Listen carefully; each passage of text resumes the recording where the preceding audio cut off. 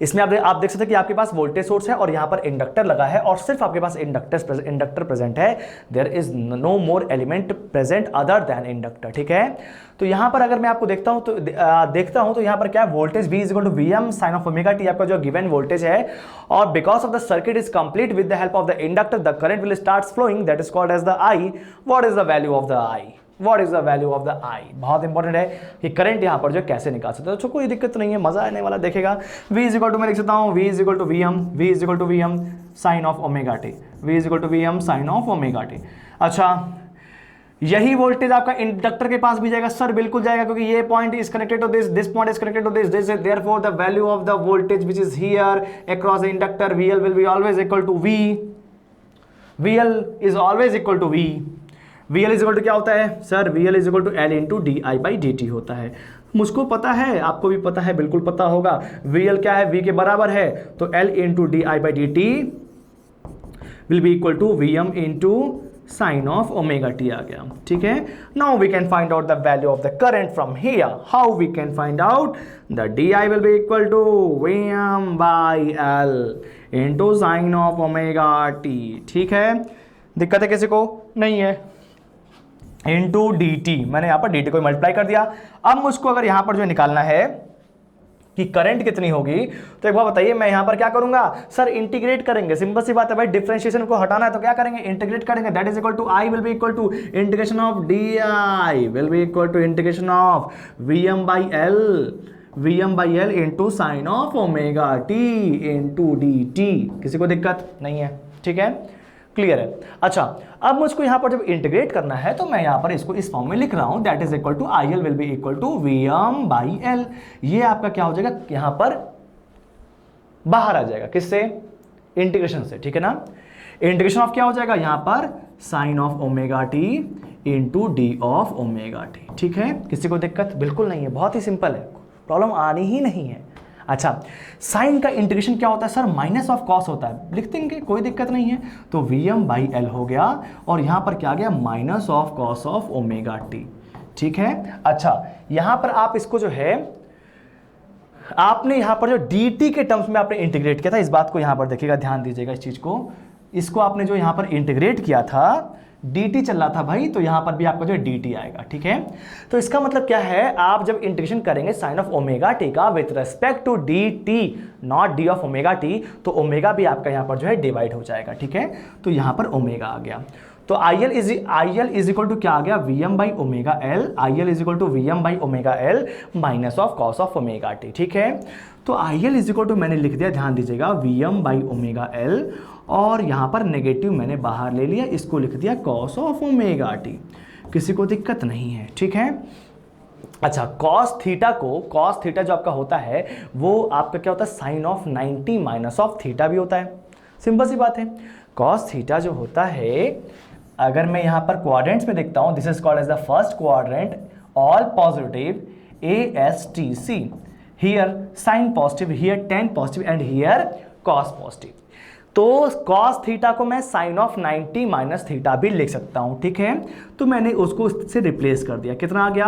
Minus of Vm by omega L, और यहां पर cos थीटा को मैं sine of 90 minus of theta, तो साइन ऑफ 90 मतलब क्या हो गया? पाई बाई 2, या फिर 90 आप लिख दीजिए, कोई बात नहीं, pi by 2 minus of theta is equal to omega t, because here theta is what? Omega t है, ठीक है। 90 माइनस ऑफ थीटा लिख दिया। किसी को दिक्कत नहीं है? प्रॉब्लम बिल्कुल नहीं आनी चाहिए, ठीक है।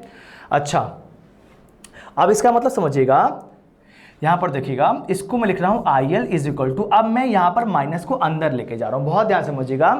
दो टर्म्स बोलूंगा, उसको आप अभी अपने दिमाग में एज इट इज रख लीजिएगा, आगे चल करके सिग्नल सिस्टम में आप एज इट इज पढ़ते हैं, अभी बस आपको उसको जो दिमाग में रखना है। Cos of minus of theta is equal to क्या होता है? कॉस थीटा होता है। अच्छा, फर्स्ट तो आपको ये दिमाग में रखना है, और सेकंड क्या रखना है? Sine of minus theta will be equal to minus of sine theta, ठीक है। ये आपका बेसिकली क्या है? This is called as the even function and this is called as the odd function, ठीक है। तो sine minus theta will be equal to minus sine theta होता है because of the odd function, और इसको हम लोग क्या बोलते हैं, cos of minus theta is equal to cos theta because of the even function. मतलब क्या है, अभी ये बात आपको ऐसे भी अगर जो क्लियर नहीं होगी तो मैं एक सिंपल से यहाँ पर जो डायग्राम बनाऊंगा आपको 1 मिनट में बात समझ में आ जाएगी, ठीक है। इसका तो यूज ही नहीं है, तो एक काम करते हैं, इसको हटा देते हैं, ठीक है। इसको कैसे हटाएंगे, हाँ ठीक है, ये देखिए अभी इसको समझा रहा हूँ, दिक्कत नहीं आनी चाहिए, कोई भी डाउट नहीं बचना चाहिए कैसे भी करके। और देखिए मैं हमेशा से बोला हूँ आपको एक बात कि बेसिक को स्ट्रॉन्ग करना है, ठीक है। इस बात को मैं मजाक नहीं कर रहा हूँ, बहुत ज़्यादा ज़रूरी है इस चीज़ को, ठीक है। अब देखिएगा, अगर आपके पास मैंने यहाँ पर जो कॉस का ग्राफ बना दिया या फिर जो साइन का ग्राफ बनाया, तो यहाँ पर ग्राफ कैसे बनेगा। अगर मैंने यहाँ पर कॉस का ग्राफ बनाया तो कॉस का ग्राफ आपका जो कुछ इस तरह से होता है, ठीक है। अगर मैं यहाँ पर प्लस 45 डिग्री लूँ या फिर माइनस 45 डिग्री लूँ, दोनों ही कंडीशन में यहाँ पर वैल्यू क्या आ रही है आपकी, जो पॉजिटिव आ रही है। तो cos प्लस 45 डिग्री या फिर cos माइनस 45 डिग्री आपको जो सेम वैल्यू दे रहा है, इट मीन्स दैट कि cos माइनस थीटा हो या फिर cos प्लस थीटा हो, दोनों वैल्यू क्या आएगी, सेम आएगी। But is it same for the sine also? No dear, it is not same for the sine also. In case of the sine we have different curve. देखते हैं, अगर मान लीजिए आपका जो है साइन वेवफॉर्म है तो आपकी वेवफॉर्म यहाँ पर कुछ इस तरह से होगी। प्लस 45 रखेंगे तो यहाँ आएगी, माइनस 45 रखेंगे तो यहाँ आएगी। मतलब आपकी जो वैल्यू जो है पॉजिटिव और नेगेटिव आ रही है, प्लस वाले में प्लस आ रहा है और नेगेटिव वाले में नेगेटिव आ रहा है। इसका मतलब क्या आ गया, sine of minus theta is equal to minus sine theta, negative value आ रही है आपको। ये बात क्लियर है? तो ये बात समझने के लिए था, ये यहां से भी समझ में आता है और यहां से भी समझ में आता है, और यही से ये वाली वैल्यू जो है डिराइव की गई या फिर लिखी गई है, ठीक है ना। और इसीलिए ऑड फंक्शन और जो है इवन फंक्शन कंसेप्ट आप जो है सिग्नल सिस्टम में बहुत अच्छे से पढ़ते हैं, ठीक है ना। और मजा भी आता है, सिग्नल सिस्टम इसलिए बहुत अच्छा सब्जेक्ट है, बहुत ज़्यादा अच्छा सब्जेक्ट है, ठीक है, मजा वाला है। अब देखिएगा, तो यहाँ पर क्या हो गया, मैंने जो है नेगेटिव को अंदर कर दिया, तो क्या हो जाएगा देखिएगा, Vm/ωL, और यहां पर नेगेटिव अंदर गया। तो नेगेटिव जब अंदर जाएगा तो negative into negative that will be equal to positive, it means that will be equal to sine of, बहुत ध्यान समझिएगा, ωt माइनस ऑफ π/2, ठीक है। नेगेटिव इधर गया तो नेगेटिव प्लस नेगेटिव पॉजिटिव, और ये आपका जो नेगेटिव हो गया। तो इसका मतलब ध्यान समझिएगा, IL इज इक्वल टू आपको यहां पर क्या मिल गया, IL इज इक्वल टू आपको मिल गया Vm/ωL into sine of ωt minus of π/2। What was V? V was what? Voltage V was what? V is equal to Vm sin of ωt है। अच्छा, अब मुझको आप ये बताइए कि यहां पर इसको मैं किस फॉर्म में रिप्लेस कर सकता हूं। तो आप यहां पर बोलेंगे सर उसको हम लोग I is equal to Im sin of ωt भी बोल सकते हैं, I is equal to Im sin of ωt भी बोल सकते हैं, ठीक है। कैसे बोलेंगे देखिएगा, यहां पर इस चीज को देखिएगा, IL इज इक्वल टू क्या हो गया, IL is equal to Im into sine of ωt minus of π/2, ठीक है। IL is equal to Im sine of ωt minus of π/2। तो इसका मतलब क्या है, यहां पर आप देख सकते हैं कि Im is what, Im is equal to Vm/ωL। Im is what, Im is equal to Vm/ωL, ठीक है। कोई दिक्कत है नहीं है, ठीक है। तो यहां पर अगर मैं आपसे पूछता हूं कि इंडक्टर में in presence of the inductive circuit, आपके पास सिर्फ क्या इंडक्टर है, तो यहां पर वोल्टेज और करंट के बीच में क्या रिलेशन आ रहा है। तो यहां पर आप देख सकते हैं कि अगर मैं वोल्टेज को रेफरेंस मानता हूं तो करंट आपका जो 90 डिग्री लैग कर रहा है, 90 डिग्री लैग कर रहा है। साइन ऑफ ωt यहां पर है और ωt माइनस π/2 है, और π/2 का मतलब क्या होता है, 90 डिग्री होता है। तो इसका मतलब क्या है, मैं अगर यहाँ पर बात करूंगा तो वोल्टेज को अगर मैंने यहाँ पर रेफरेंस मान लिया है तो करंट उसके से जो है 90 डिग्री लैग करेगी। हमेशा ध्यान रखिएगा, इंडक्टर में वोल्टेज आपको जो है लीड करता है और करंट आपको जो लैग करता है, कितने एंगल से, 90 डिग्री से लैग करता है, ठीक है। कौन, करंट लैग करता है इंडक्टर को, इसलिए हमेशा हम लोग जो है लैगिंग मानते हैं। और आपको पता होगा जब आप पढ़ेंगे इन case of the power system also, तो हमारे पास जितने भी लोड्स हैं वो सब जो लैगिंग हैं, तो लैगिंग की वजह से यहाँ पर आपको समझ में आएगा कि वहाँ पर जो करंट होती है वो लैग करती है with respect to the voltage, ठीक है। तो बात एकदम क्लियर है, कोई दिक्कत किसी को नहीं है। अब देखिएगा, नेक्स्ट हम लोग को यहाँ पर क्या फाइंड आउट करना है, what is the average power across the purely inductive load. अच्छा, अब यहाँ पर ये आप जो ग्राफ देखिए, अब इसमें देखिए कि आपको जो वोल्टेज से करंट आपको जो एग्जैक्टली 90 डिग्री लैग कर रहा है, वोल्टेज से जो अभी करंट है वो एग्जैक्टली जो 90 डिग्री लैग कर रही है, आप यहां पर देख सकते हैं। तो अगर मैं यहां पर वोल्टेज का ग्राफ देखता हूं तो वोल्टेज का ग्राफ आपका ऐसे है और करंट का ग्राफ आपका ऐसे है। वोल्टेज का जीरो यहां पर आया है और करंट का जीरो जो है वो आपका कहां पर आया, ये बात को बताइए पहले, सोचिएगा इस चीज को कि करंट का जीरो बेसिकली कहां पर आया है। तो करंट का जीरो आपका जो है यहां पर आया है और वोल्टेज का जीरो आपका यहां पर आया है। तो हु इज फास्टर? तो सिंपल सी बात है, जिसका पहले जीरो आया वो आपका फास्टर है। इसका मतलब क्या, वोल्टेज आपका लीड कर रहा है और जो पीछे है वो क्या है, लैग कर रहा है। या फिर आप ऐसे भी समझ सकते हैं, यहां से आप जो दौड़ना स्टार्ट करिए, इस वाले पॉइंट से दौड़ना स्टार्ट कर दीजिए, जो पहले पहुंचेगा वो आपका जो फास्टर हो गया। तो वोल्टेज आपको जो पहले जीरो पे पहुंचेगा या फिर एंड पॉइंट पहुंचेगा और करंट कुछ देर के बाद पहुंचेगी। ठीक है, तो वहां पर क्या हो, करंट आपका जो लैगिंग हो गया और वोल्टेज लीडिंग हो गया। I hope it is very much clear to you. इसका मतलब ध्यान समझिएगा। अब यहां पर आपसे जो है पूछी जा रही है what is the average power, निकाल लेंगे, कोई दिक्कत नहीं है। बट मैं एवरेज पावर का भी कैलकुलेशन भी करके दिखाऊंगा, बट यहां पर ग्राफ को देखते हुए एक बार जो समझते हैं कि what is the average power, कोई दिक्कत नहीं है, इससे भी समझ में आएगा। वोल्टेज इंटू करंट करना है तो voltage is positive and the current is negative. तो पॉजिटिव इंटू नेगेटिव क्या होता है, हमेशा वैल्यू आपकी जो है नेगेटिव आती है। क्लियर, तो पावर आपकी जो है नेगेटिव आ जाएगी।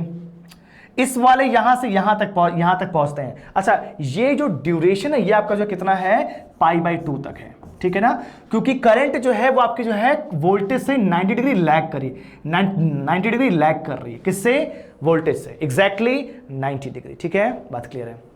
अच्छा, तो यहां पर अगर मैं जो है 0 से लेकर के π/2 के बीच में जो देखता हूं, तो यहां पर voltage is positive and the current is negative, therefore the multiplication will be negative. तो यहां पर पावर क्या आ जाएगी, आपकी जो है नेगेटिव मिल जाएगी। कोई दिक्कत किसी को नहीं है।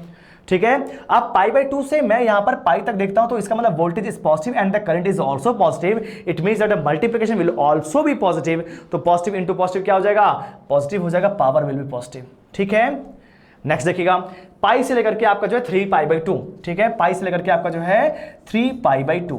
Voltage is negative and the current is positive. तो positive into negative will be negative, तो नेगेटिव आपकी पावर आ गई। और फिर आपका जो 3π/2 से लेकर के आपका जो 2π क्या हो जाएगा, negative into negative, that will be equal to positive. तो यहां पर पावर जो है आपकी positive negative with the same value.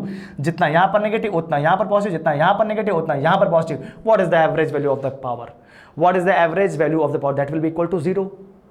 जितना पॉजिटिव उतना नेगेटिव, इसका मतलब positive area is equal to negative area हो गया। इसका मतलब summation of the total area will be equal to 0 in a time period. It means that the average power will be 0 in case of the purely inductive circuit. Purely inductive circuit मतलब क्या है, ध्यान समझिएगा। Inductor जो है power को जितना लेगा उतना ही देगा, जितना लेता है पावर उतना ही अगले साइकिल में दे देता है। अगर मान लीजिए ये मैं पावर को बोल दूं कि ये वाला पावर में इंडक्टर आपका जो है पावर जो कंज्यूम किया होगा, तो अगले वाले साइकिल में वो जो पावर जो है दे देगा। या फिर आप समझ सकते हैं कि अगर यहां पर ले रहा तो यहां पर देगा, यहां पर ले रहा तो यहां पर देगा। तो बेसिकली वो जितना भी पावर लेता है उतना ही पावर जो देता है। Therefore the average power across the inductor is always equal to 0। Clear है बात? सर बिल्कुल सही है, कोई दिक्कत ही नहीं है। सिंपल बातें हैं, प्रॉब्लम नहीं आनी चाहिए। ठीक है, मैथमेटिकली अगर मैं यहां पर देखता हूं, तो अभी मैंने आपको जो बताया है कि v इज इक्वल टू क्या है, v is equal to Vm sine of omega t है। अच्छा, I इज इक्वल टू क्या है, करंट आपकी जो लैगिंग है, तो Im हो गया into sine of omega T minus of π/2। 90 degree से यहाँ पर जो लैग कर रहा है। पावर क्या होता है, यहाँ पर क्या हो गया, V इंटू आई हो गया। ठीक है, तो V इज इक्वल टू मैं लिख दिया Vm sine of omega t, और यहां पर मैंने जो है रिप्लेस कर दिया I इज इक्वल टू क्या हो गया, Im into sine of omega T minus of π/2। ठीक है, किसी को दिक्कत नहीं होनी चाहिए। ठीक है, सिंपल सा मैं जो है इक्वेशन में लिख दिया। ठीक है, अब देखिएगा मुझको यहां पर क्या फाइंड आउट करना, we have to find out the average value of the power. ठीक है, हमेशा मैं सर्किट में average value of the power के बारे में बात कर रहा हूं, तो इस बात को ध्यान समझिएगा। तो यहां पर मुझको जो है पी एवरेज की वैल्यू निकालनी है। तो सबसे पहले मैं इसको जो है यहां पर ब्रेक कर सकता हूं। आप देख सकते हैं Vm इंटू Im यहां पे हो जाएगा, यहाँ पे कोई दिक्कत नहीं है। Vm इंटू Im हो जाएगा, इंटू क्या हो जाएगा, sine of omega T into sine of omega T minus of π/2। Sine A minus B का हम यहाँ पर फॉर्मूला यूज करेंगे। ठीक है, और sine of a minus B का फॉर्मूला यूज करने के बाद हम लोग यहाँ पर जो दोनों को मल्टीप्लाई कर देंगे। तो यहाँ पर क्या मेरे पास क्या बचेगा, 2 times of sine of omega T into cos of omega T. ठीक है, ये हमको यहाँ पर जो फाइनली जो है बच रहा है। ठीक है ना, ठीक है, डिवाइड बाई 2 भी होगा, मतलब डिवाइड बाई 2 हो रहा है। बेसिकली क्या आपके पास आएगा, आप जब यहाँ पर जो sine of omega T minus of π/2 को आप यहाँ पर जो है ब्रेक करेंगे साइन सी माइनस डी से, तो इसके बाद इसमें आप जब मल्टीप्लाई करेंगे तो यहाँ पर आपको जो sine of omega T into cos of omega t बस बचेगा। ठीक है ना, तो मैंने क्या किया, यहां पर 2 से मल्टीप्लाई और डिवाइड कर दिया। क्यों? क्योंकि मुझे पता था यहां पर 2 sin a इंटू कॉस ए आ रहा है, तो इसको मैं sin 2a से रिप्लेस कर सकता हूं, because we know the formula of the sin 2a that is equal to 2 sin a into cos A. ठीक है, तो यहां पर क्या कर दिया मैंने, p इज इक्वल टू लिख दिया, ध्यान दीजिएगा, Vm/√2 into Im/√2, Im/√2 into क्या हो गया, अब यहां पर जो है 2 sin a into cos a मतलब साइन ऑफ 2a, तो कितना हो गया, sine of twice of omega T. ठीक है, क्लियर है। अब मुझे इसकी एवरेज वैल्यू को फाइंड आउट करना है, तो P average will be equal to कितना हो जाएगा, आप यहां पर देख सकते हैं कि आपके पास यहां पर साइनोसाइडल क्वांटिटी है, sine of twice of omega t है, तो यहां पर इसका एवरेज कितना आएगा, 0 आ जाएगा सर, क्योंकि ये आपका पॉजिटिव में जितना जाएगा उतना ही नेगेटिव में जाएगा। यहां पर 2 ओमेगा टी बस इसके जो है टाइम पीरियड को चेंज करेगा, टाइम पीरियड अगर जो चेंज भी हो तो भी यहां पर वेवफॉर्म चेंज नहीं होगी, वेवफॉर्म आपकी जो है साइन वाली ही बनेगी। ठीक है ना, यहां पर टाइम पीरियड आपका जो है चेंज हो जाएगा, बस और कुछ नहीं होगा, क्योंकि इसके पहले आपका जो साइन ऑफ ओमेगा टी था, अब यहां पर sine of 2 times of omega t, मतलब ग्राफ विल बी सेम। ठीक है, ग्राफ आपका जो सेम ही रहेगा, तो इसका मतलब इसका भी जो एवरेज वैल्यू आएगा वो आपका कितना आ जाएगा, 0 आ जाएगा। इसका मतलब क्या है, the average power consumed in A inductor is always 0। मतलब क्या है, इंडक्टर आपका जो है पावर, इंडक्टर में पावर आपकी जो है 0 आ रही है एवरेज। क्यों यहां पर 0 आ रही है, आप देख सकते हैं यहां पर जितना पॉजिटिव है उतना ही नेगेटिव है, positive is equal to negative, positive is equal to negative. मतलब क्या है, अगर मैं पावर के यहां पर जो ग्राफ को देखता हूं तो ये वाली साइकिल जो है जो कि नेगेटिव है, इसमें मान लीजिए वो आपकी पावर को जो है कंज्यूम कर रहा होगा, तो पॉजिटिव वाली साइकिल में उतनी ही पावर को डिसिपेट भी कर देता है या फिर दे देता है। तो एवरेज वैल्यू कितनी हो गई, 0 हो गई। ठीक है, ये मैंने आपको जो ग्राफ से बताया था और यहां मैथमेटिकली भी वही चीज सेम टू सेम प्रूफ हो रही है। ठीक है, तो यहां पर देखिएगा, अच्छा ये जो है मतलब एवरेज पावर मेरा जो है 0 हो रहा है, व्हाट इट मींस। अब देखिएगा यहां पर आगे चल के मैं आपको बताऊंगा रिएक्टिव पावर और एक्टिव पावर, तो वहां से चीजें आपको जो और ज्यादा क्लियर हो जाएंगी। बस आप यहां पर इतना समझिए कि इंडक्टर आपकी कोई भी पावर को जो है कंज्यूम नहीं करता है। ठीक है ना, कोई भी पावर को कंज्यूम नहीं करता है, वो जितना ही लेता है उतना ही वहां पर जो है दे देता है। But in case of the resistor आपने एवरेज पावर की वैल्यू निकाली थी, that is equal to V into I, VRMS into IRMS। ठीक है, तो रजिस्टर में आता है, but in case of the inductor आपकी एवरेज पावर नहीं आ रही है। ठीक है, अच्छा एक बात और अब यहां पर समझिएगा, थोड़ा सा इंपॉर्टेंट टर्म है, ध्यान दीजिएगा, उससे चीजें और ज्यादा क्लियर हो जाएंगी। तो अभी मैं यहां पर आपको जो बताने वाला हूं, व्हाट इज जे। जे का मतलब क्या है, एक इमेजिनरी टर्म है, अब मैं उसको यहीं से इंट्रोड्यूस करूंगा। ठीक है ना, क्योंकि उसका मैं आगे भी यूज करूंगा। अब देखिएगा यहां पर एक टर्म आता है that is called as the J. J को हम लोग क्या बोलते हैं, इमेजिनरी बोलते हैं। ठीक है, इसको हम लोग क्या बोलते हैं, इमेजिनरी। ठीक है, बात क्लियर है, इमेजिनरी। ठीक है, क्लियर। ठीक है, इमेजिनरी इसको हम लोग जो बोलते हैं, व्हाट इज जे। जे आपका क्या होता है, जे इज इक्वल टू, को हम लोग लिखते हैं 1 एंगल ऑफ 90 डिग्री। ठीक है ना, 1 एंगल ऑफ 90 डिग्री हम लोग इसको जो बोलते हैं। ठीक है, मतलब क्या है, उसका मैग्नीट्यूड जो होगा वो 1 होगा। यहां पर जो भी एंगल होता है, एंगल के पहले जो लिखा होता है वो हमेशा मैग्नीट्यूड होता है, तो मैग्नीट्यूड इज 1 और उसका जो एंगल है वो कितना है, 90 डिग्री है। ठीक है, जे का क्या होता है, मैग्नीट्यूड 1 होता है और एंगल कितना होता है, 90 डिग्री होता है। इसका मतलब क्या है, अगर मैं यहां पर जे स्क्वायर कर दूं तो क्या होता है, j square is equal to क्या होगा, जे इंटू जे हो जाएगा, मतलब 1 एंगल 90 इंटू 1 एंगल 90। ठीक है, जब भी आप मल्टीप्लाई करते हैं तो एंगल हमेशा ऐड होता है, जब भी आप मल्टीप्लाई करते हैं तो हमेशा एंगल क्या होता है, ऐड होता है। इसका मतलब क्या, 90 प्लस वो 90 कितना हो जाएगा, 1 into 1 will be equal to 1, angle कितना हो जाएगा, 180 हो जाएगा। ठीक है, जे क्यूब अगर मैं यहां पर देखता तो क्या हो जाएगा, J cube will be equal to J into J square. ठीक है, जे इंटू जे स्क्वायर आप देख सकते हैं। ठीक है, तो यहां देखिएगा जे आपका जो है कितना हो गया, जे आपका 1 एंगल 90 और ये कितना होगा, j square is equal to 1 angle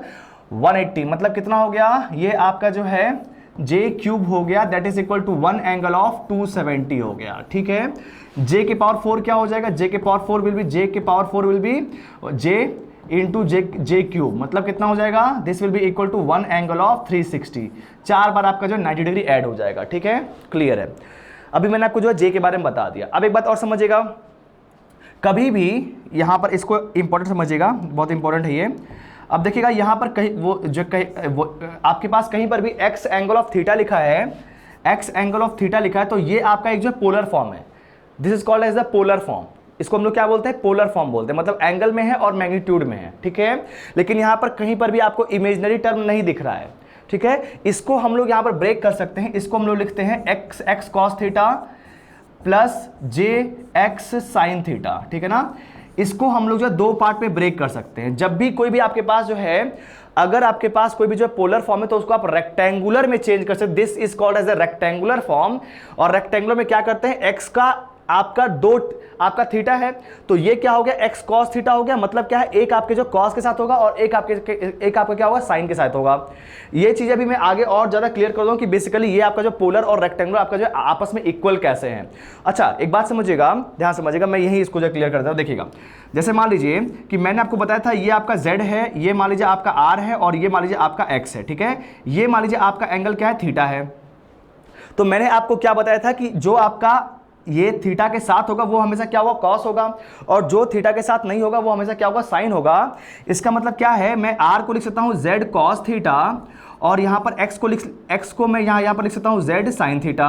यहां तक किसी कोई दिक्कत नहीं है, बिल्कुल दिक्कत नहीं है। अच्छा इसको देखिएगा, मैं यहां पर लिख सकता हूं, ध्यान दीजिएगा z angle of theta, magnitude जो आपका z है, जो आपका मैग्नीट्यूड है वो आपका रेफरेंस थीटा एंगल ऊपर है, रेफरेंस थीटा एंगल ऊपर है, मतलब z एंगल ऑफ थीटा मैंने लिख दिया। इसके दो कंपोनेंट हो जाएंगे। इसके अगर मैं ये वाला यहां पर यूज कर रहा हूं, मतलब इक्वेशन इस टाइप का यूज कर रहा हूं, तो इसका मतलब क्या, पोलर, ये मेरा पोलर फॉर्म हो गया। अगर मुझे इसको जो रेक्टेंगुलर में कन्वर्ट करना तो कितना हो जाएगा, z cos थीटा हो जाएगा और plus j z sin theta हो जाएगा, ठीक है। अब मैं यहां पर देखता हूं कि क्या ये एकदम सही है, बिल्कुल सही होना चाहिए। देखिएगा z cos थीटा आपका यहां पर क्या जाएगा, that is equal to r और प्लस jx हो जाएगा, ठीक है। देखिएगा अगर मैंने z को जो है दो पार्ट में ब्रेक किया था, तो first part is this, that is called as the r is equal to क्या हो गया, z cos थीटा हो गया, और सेकंड पार्ट आपका क्या हो गया, यहां से यहां वाला हो गया, मतलब z sin थीटा हो गया। तो z को मैंने दो पार्ट में ब्रेक कर दिया है, r और x में। वैसे ही मैं यहां पर भी देख रहा हूं, जो ये है मेरा z एंगल ऑफ थीटा, ये भी आपका जो दो पार्ट में ब्रेक हो गया है, z cos theta plus j z sin theta. बस यहां पर आपको जो दिक्कत किस बात से होनी चाहिए कि सर यहां पर जो है j कहां से आया है, j तो मुझको यहां पर कहीं नहीं दिख रहा है, लेकिन ध्यान से देखेंगे तो आपको वो भी दिखेगा। देखिएगा यहां पर क्या है, यहां पर r is equal to z cos theta, ये तो आपका रेफरेंस लाइन है, और ये वाला जो कंपोनेंट है x is equal to z sine theta, ये आपका 90 डिग्री ऊपर है, 90 डिग्री ऊपर है। तो भाई अगर जो है 90 डिग्री आपको जो है दिखाना है, तो वहां पर आपको जो है j को लेकर के आना पड़ेगा, क्योंकि j आपका क्या है, वन एंगल ऑफ 90 डिग्री है। तो अगर मान लीजिए मैं किसी भी फैक्टर में यहां पर अगर j से मल्टीप्लाई कर रहा हूं, मतलब उसका एंगल 90 डिग्री ऊपर चला गया। तो सिंपल सी बात है, ये यहां पर j वाला जो टर्म है वो जैसे ही x sin थीटा से यहां पर z sin थीटा से मल्टीप्लाई होगा, तो वो 90 डिग्री ऊपर चला जाएगा इससे। तो अगर ये इससे 90 डिग्री ऊपर है, तो इसका मतलब क्या हो गया कि मैं इसको जो इस फॉर्म में इजीली लिख सकता हूं। तो देखिए जो हमने पहले पढ़ा है वही चीज हम यहां पर भी देख रहे हैं, बस यहां पर मैंने जो पोलर और रेक्टेंगुलर का कन्वर्जन भी एक साथ बता दिया, ठीक है। तो यहां पर x angle of theta will be equal to x cos theta plus jx sin theta होता है। तो यहां पर ये जो होगा, अगर मेरे पास मैंने इसको जो है z एंगल ऑफ थीटा में इसको जो ब्रेक किया, z एंगल ऑफ थीटा को अगर मैंने जो है ब्रेक किया, तो ये क्या हो जाएगा, z cos theta plus jz sin theta. तो यहां पर ये आपका क्या होगा, this is called as the r and this is called as the x। I hope it is very much clear to you. बहुत ही सिंपल है और यही आपका बेसिक है। ये आप अगर जो समझ गए तो आगे आपको बिल्कुल भी दिक्कत नहीं होने वाली है, ठीक है। तो यहां देखिएगा ये आपका क्या हो गया, अगर मैंने यहां पर z लिखा तो यहां पर z जो मैग्नीट्यूड होगा that will be equal to r plus jx का मैग्नीट्यूड हो जाएगा, ठीक है। अब देखिएगा मैं इसको एक साथ यहां पर लिख देता हूं, थोड़ा सा और ज्यादा क्लियर हो जाएगा। अच्छा इसको हटा दिया, ठीक है। अब यहां से एक चीज और आप जो है दिमाग में रखिएगा, मैंने यहां पर क्या लिखा, z is equal to r plus jx लिखा है, ठीक है, r प्लस jx, ठीक है, r प्लस jx, ठीक है, r प्लस jx, ठीक है। तो यहां पर मैंने आपको अभी क्या लिखा था कि z एंगल ऑफ थीटा जो आया है वो आपका क्या है, r प्लस jx आया है। तो इसमें क्या है, इसमें एक आपका मैग्नीट्यूड का पार्ट है और एक इसमें क्या है, एंगल का पार्ट है। क्योंकि मैंने जब यहां पर ग्राफ बनाया था तो यहां पर मैंने इसको z बोला था, ये एंगल आपका थीटा था, this is called as the r and this is called as the x। किसी को दिक्कत नहीं है। अच्छा यहां पर मैग्नीट्यूड भी है और एंगल भी है। अगर मैं सिर्फ यहां पर z के बारे में बात करता हूं तो इसका मतलब क्या है, मैं एक राइट एंगल ट्रायंगल बना करके, देखिएगा राइट एंगल ट्रायंगल अगर मैं यहां बनाता हूं तो x की वैल्यू ये हो जाएगी, r की वैल्यू ये हो जाएगी, तो z की वैल्यू ये हो जाएगी। तो पाइथागोरस थ्योरम से मैं यहां पर z स्क्वायर की वैल्यू लिख सकता हूं r square plus x square. Clear है? तो इसका मतलब z will be equal to क्या हो जाएगा, under root of r square plus x square. ठीक है, मतलब क्या है, अगर आपके पास रेक्टेंगुलर गिवन हो, इस ये वाले फॉर्म को हम लोग क्या बोलते हैं, रेक्टेंगुलर फॉर्म बोलते हैं। अगर आपके पास यहां पर जो रेक्टेंगुलर फॉर्म गिवन है तो वहां से अगर आपको जो मैग्नीट्यूड निकालना है तो that will be equal to under root of r square plus x square. यहां से आपको जो पोलर का जो मैग्नीट्यूड है वो आपको मिल जाएगा। क्लियर है? बिल्कुल क्लियर होना चाहिए, बहुत ही सिंपल मैं बता रहा हूं, प्लीज ध्यान समझिएगा इस चीज को। ठीक है, अच्छा नेक्स्ट यहां पर क्या है, आपको एंगल निकाला, व्हाट इज द एंगल। तो यहां से अगर मैं जो देखता हूं तो मैं यहां पर tan थीटा लिख सकता हूं, that will be equal to x divide by r। tan theta will be equal to x, ये आपका क्या है, x है, ये आपका x है और ये आपका क्या है, r है, तो x डिवाइड बाई r। तो tan theta will be equal to कितना हो जाएगा, tan theta will be equal to x divide by r, that means theta will be equal to tan inverse of x divide by r। ठीक है, simple है, बहुत ही simple है। तो देखिए आपको यही चीज को फॉलो करना, आगे आपको बिल्कुल भी दिक्कत नहीं है अगर आप जो पोलर रेक्टेंगुलर बात यहीं पे समझ गए तो। ठीक है ना, बहुत सारे क्वेश्चंस ऐसे आते हैं जो आपको पोलर और रेक्टेंगुलर में कंफ्यूज करने के लिए होते हैं, बट फॉर दैट मैंने आपको सब कुछ जो है बता दिया है। ठीक है, अच्छा एक बात देखिएगा, तो यहां पर क्या है सर, मैं यहां पर इसको ऐसे भी लिख सकता हूं, बहुत ध्यान से समझिएगा, J is equal to 1 angle of 90 degree लिखा है, this is what, this is the polar form. अगर मैं इसको रेक्टेंगुलर फॉर्म में कन्वर्ट करूं तो क्या हो जाएगा, J will be equal to 1 into cos 90 plus J1 into sine 90। ठीक है, देखता हूं कि आपकी वैल्यू जो सेम आ रही कि नहीं आ रही है। ठीक है, तो cos 90 कितना हो जाएगा, 0 हो जाएगा, और sin 90 कितना हो जाएगा, 1 हो जाएगा, तो ये आपका आ गया J।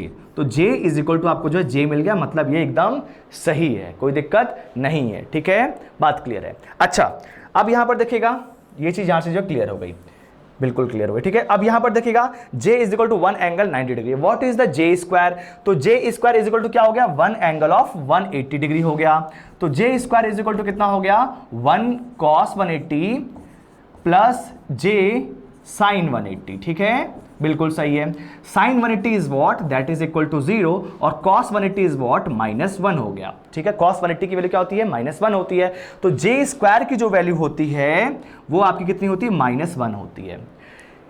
J क्यूब कितना हो जाएगा, J इंटू J स्क्वायर, मतलब कितना हो गया, J इंटू -1, मतलब कितना आ गया, -J आ गया, दिक्कत नहीं है। ठीक है, व्हाट इज J4, J की power 4 will be equal to J square into J square हो जाएगा। ठीक है, J square is equal to कितना आ गया है, -1 आ गया, -1 into -1 that will be equal to +1। ठीक है, बात क्लियर है। तो अब मैं यहां पर आपको जो है एक साथ सारी चीजों को लिख देता हूं जो आपको दिमाग में रखनी है।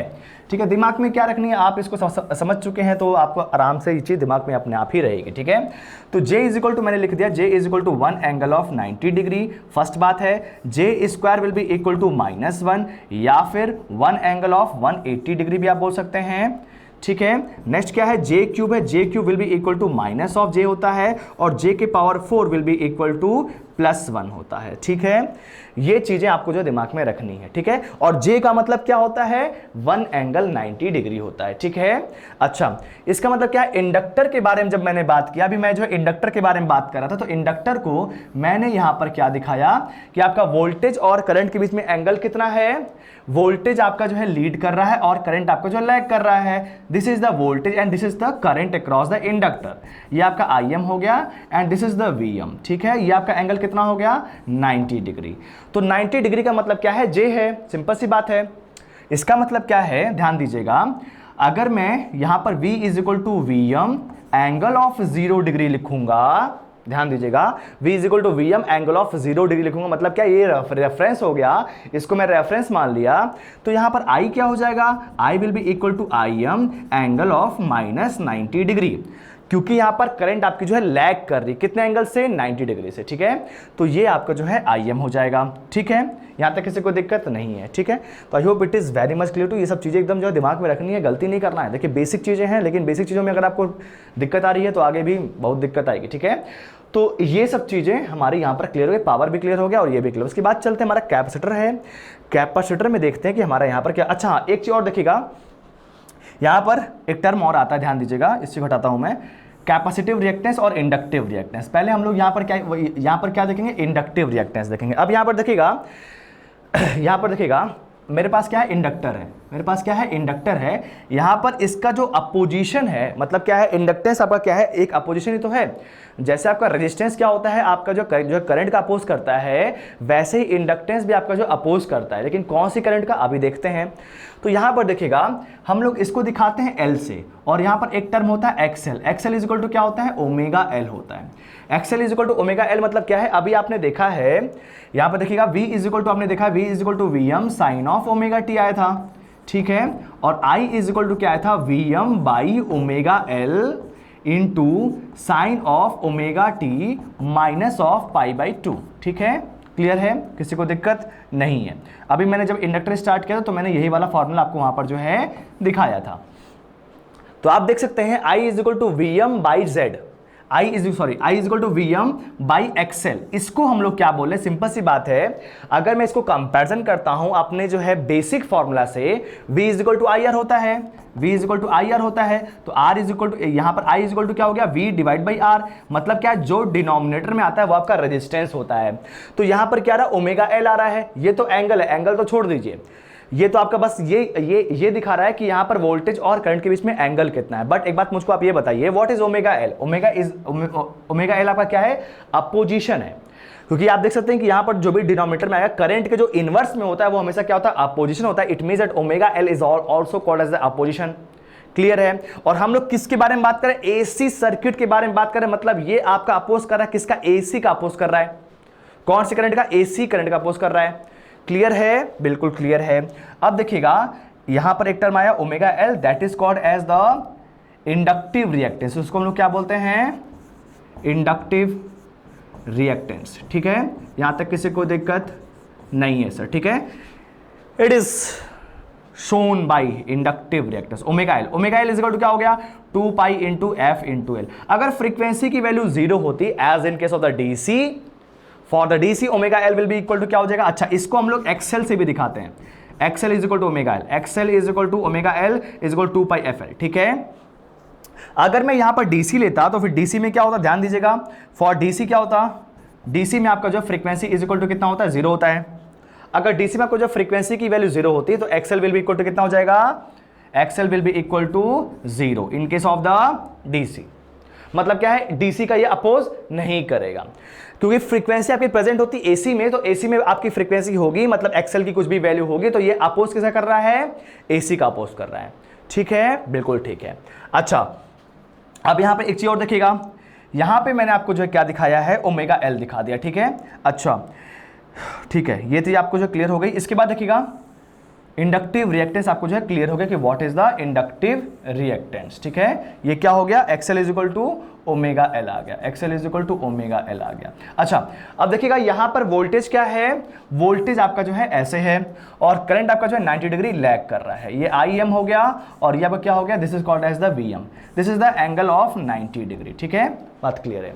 अच्छा, V इज इक्वल टू मैंने लिखा है V is equal to V M, ध्यान से देखिएगा, V is equal to V M angle of 0 degree reference हो गया। I इज इक्वल टू क्या हो गया, I M angle of minus of 90 degree. ठीक है, V अपॉन आई क्या होगा, V अपॉन आई आपका क्या आ गया, यहां पर क्या आएगा, V upon I, V is equal to I R, वो R is equal to V upon I, मतलब आपको जो रेजिस्टेंस निकालना है, और रेजिस्टेंस यहां पर क्या है, रिएक्टेंस है, क्योंकि यहां पर रेजिस्टेंस आपको जो प्रेजेंट नहीं है, सिर्फ आपको मैंने जो इंडक्टिव रिएक्टेंस लिया है, तो यहां पर क्या आ जाएगा, एक्सएल आ जाएगा, एक्सएल। अच्छा, अगर मैं यहां पर एंगल के बारे में बात करता हूं तो इसका मतलब क्या हो जाएगा, देखिए वो ध्यान से देखिएगा, यहां पर क्या है, V is equal to V M angle of 0 degree आया है, और I इज इक्वल टू क्या हो गया, I M angle of 0 degree आ गया, सॉरी 90 डिग्री आ गया। ठीक है, माइनस वो भी। ठीक है, तो अगर मैं इसको ऊपर लेके जाऊंगा, एंगल जब भी ऊपर जाता है तो वो पॉजिटिव में, अगर नीचे नेगेटिव तो ऊपर पॉजिटिव, अगर नीचे पॉजिटिव है तो ऊपर नेगेटिव हो जाता है। ठीक है ना, ध्यान दीजिएगा, जब भी आप एंगल को, ध्यान दीजिएगा, ऊपर लेके जाते हैं तो वहां पर क्या होता है, मतलब डिवीजन जब भी होगा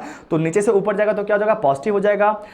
अगर नीचे नेगेटिव तो ऊपर पॉजिटिव, अगर नीचे पॉजिटिव है तो ऊपर जाएगा तो नेगेटिव हो जाएगा, मतलब आपका साइन जो है रिवर्स हो जाएगा। तो कितना हो जाएगा, ध्यान दीजिएगा, V M by I M, और एंगल कितना आ गया ऊपर, प्लस 90 आ गया। ठीक है, तो एक्सएल जो होगा ये भी आपका इसी चीज को रिप्रेजेंट कर रहा है, मतलब उसके पास भी एंगल कितना हो जाएगा, 90 डिग्री का एंगल हो जाएगा। वो भी क्या है, पॉजिटिव में है। तो इसका मतलब क्या है, V बाई आई मैंने लिखा तो है, तो इसका मतलब क्या हो जाएगा, एक्सेल एंगल ऑफ 90 डिग्री मैं इसको बोल सकता हूं। क्योंकि देखिएगा सब कुछ यहां पर इक्वल है, अगर ये रेशियो इक्वल है तो इसका मतलब क्या है, ये तो मैग्नीट्यूड हो गया और ये एंगल हो गया। तो एक्सेल जो होगा उसके पास भी क्या होगा, मैग्नीट्यूड भी होगा और एंगल भी होगा, ठीक है। और मैग्नीट्यूड जो होगा वो आपका एक्सेल हो गया और इसका ये क्या हो गया, एंगल हो गया। This is the angle. अच्छा, इसका मतलब क्या है, इस बात को ध्यान समझिएगा, इस बात को थोड़ा सा ध्यान समझिएगा। इसका मतलब ये है कि मैं यहां पर इस चीज को लिख सकता हूं कि what is the reactance, what is the inductive reactance, तो इसको मैं J टाइम्स ऑफ एक्सेल भी लिख सकता हूं, J टाइम्स ऑफ एक्सेल भी लिख सकता हूं, क्योंकि यहां पर वन एंगल 90 डिग्री दिख रहा है आपको, या क्या रहा है, इसको जो XL into one angle 90 degree भी मैं बोल सकता हूं, ठीक है। तो यहां पर क्या जाएगा, एक्सेल इंटू जे, तो J टाइम्स ऑफ एक्सेल हो गया, ठीक है। इसीलिए इंडक्टर में जब हम लोग जो है बात करेंगे फेजर्स में, तो फेजर में जब भी आप रिएक्टेंस को दिखाते हैं या फिर आप जो है J टाइम्स ऑफ एक्सेल दिखाएंगे, तो वहां पर ये जो आएगा J times of omega L आता है, ठीक है, J times of omega L आता है, ठीक है। बहुत क्लियर है, सिंपल में मैंने बताया, कोई दिक्कत नहीं है, सारे पॉइंट्स को मैंने यहां पर कवर कर दिया, ठीक है। स्टार्ट कैसे करना है और लास्ट में आपको जो कैसे तक पहुंचना है, इंडक्टिव रिएक्टेंस हो गया और यहां पर J angle of omega L, J omega L आप जो है समझ चुके हैं। उसको इंडक्टिव रिएक्टेंस को J हम लोग जो क्यों देते हैं, क्योंकि वहां पर जो है आपका जो है यहां पर करंट आपकी जो है लैग कर रही है 90 डिग्री से, तो जो रिएक्टेंस बन रहा है उसके साथ जो एंगल आएगा वो 90 डिग्री आएगा। कितना एंगल आएगा, 90 डिग्री आएगा, ठीक है। आई hope it is very much clear. तो इसके बाद देखते हैं नेक्स्ट टॉपिक है